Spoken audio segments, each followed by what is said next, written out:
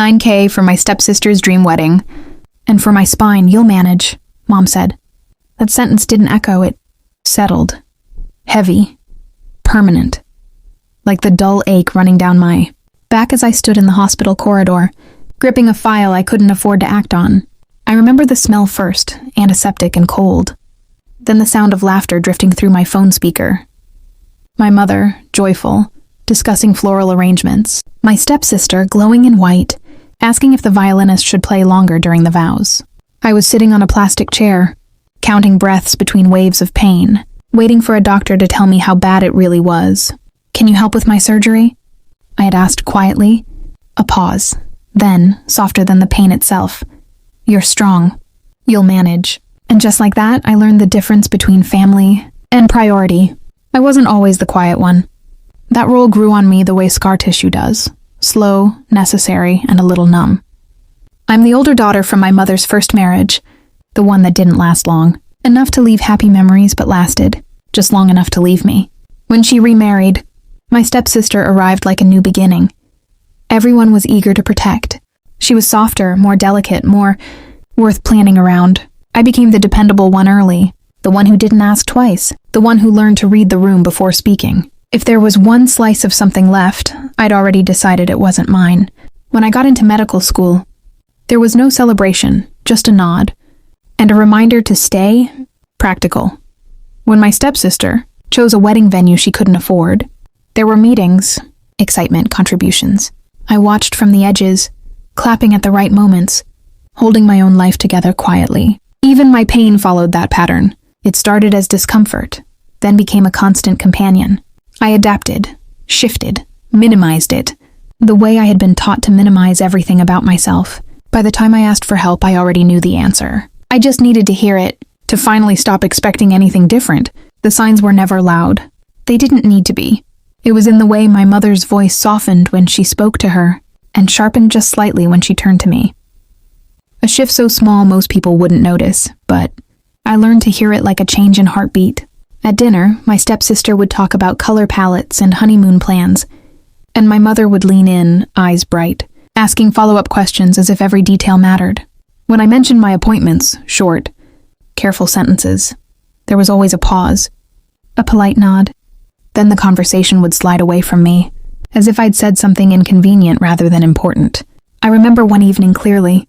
I was standing by the kitchen counter, one hand pressed subtly against my lower back, trying to keep my posture steady. My stepsister walked in, holding up her phone, showing off a custom dress fitting. "Isn't it perfect?" she asked. "It is," I said, and I meant it. My mother glanced at me then, not at my face, but at the way I was standing. For a moment, I thought she might ask if I was okay. Instead, she said, almost absent-mindedly, "Try not to look so tense. It worries people. Not, are you in pain? Just manage it better." The turning point didn't arrive with drama. It came in a quiet room with white walls and a doctor who spoke in the same calm tone I had learned to use to survive my family. "Your condition is worsening," he said, sliding the scans toward me. "Surgery isn't optional anymore." I remember staring at the images longer than I should have, as if understanding them differently might change the outcome. It didn't. My spine wasn't asking for permission. It was already failing me. That night, I called home again. Not angry, not emotional, just factual. "I need surgery," I said. "It's urgent." There was a pause on the other end, long enough for me to hear a TV, playing in the background, laughter from another room. Then my mother's voice, careful and rehearsed. "We're a bit stretched right now.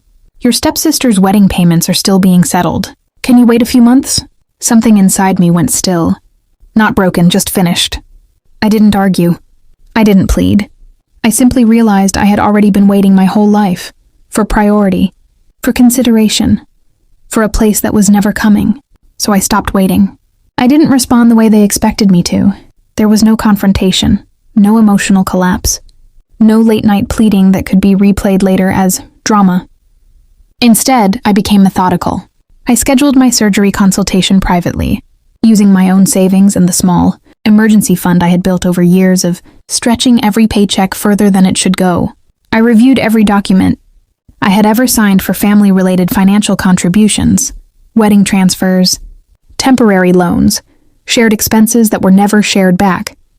As a medical professional, I also knew exactly how long recovery would take, what complications could look like, and how easily a delay could become permanent damage. I documented everything, not for revenge, but for clarity, for truth. At the same time, I stopped being available in ways they had taken for granted. Calls went unanswered. Messages were read, then left without urgency. I didn't announce distance. I simply created it, and for the first time, I noticed something important.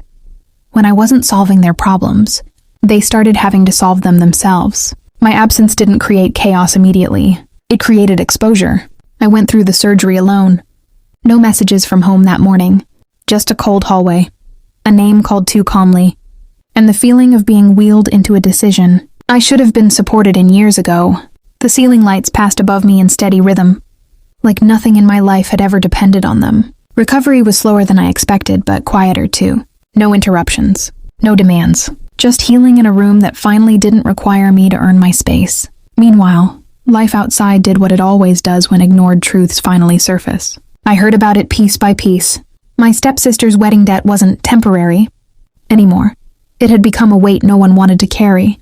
Her husband left once the money arguments started outweighing appearances. Creditors called. Accounts tightened. The polished life they had celebrated publicly began to collapse privately. Then my mother called. Not the confident voice I was used to. This time it cracked before she even said my name. "She needs surgery now," she said.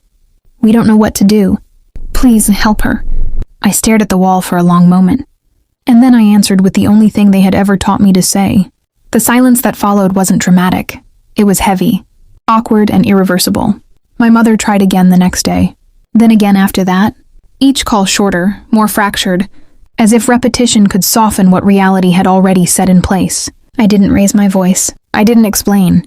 I simply stopped stepping into roles that had always been assumed for me. My stepsister reacted differently, first anger, then disbelief. I heard through relatives that she couldn't understand how things had fallen apart so fast, but nothing fell apart fast.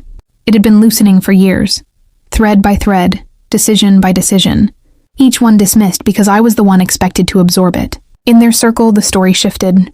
I became difficult, unreachable, changed.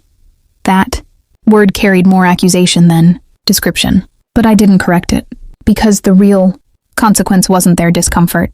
It was the exposure of what our relationships had always been built on. Utility, not care. My reputation didn't collapse. It clarified. And the audience should care because this isn't just revenge, it's recognition. The moment someone stops confusing being needed with being valued. The moment silence becomes the only language strong enough to end years of imbalance. I expected satisfaction to feel sharper. It didn't. It felt quieter than I imagined, like finally setting down a weight I had been carrying so long I forgot I was holding it at all. There was no victory in their downfall, no rush in their regret. Only space, clean, unfamiliar space where urgency used to live. In recovery, I learned how much of my life had been built around reacting to other people's needs before my own signals ever mattered. Pain had been negotiable for them. My time had been flexible. My limits had always been optional, until I made them final. Now my days are structured differently. Patience, not family politics. Boundaries, not bargains. I rebuilt slowly, the way you rebuild anything you actually intend to keep standing. My mother still calls sometimes. Shorter conversations now, more careful words. My stepsister's name appears less in family updates, as if distance can erase consequence. But I don't feel anger when I think of them anymore. That part burned out early. What remains is clarity, and the understanding that some silence isn't absence.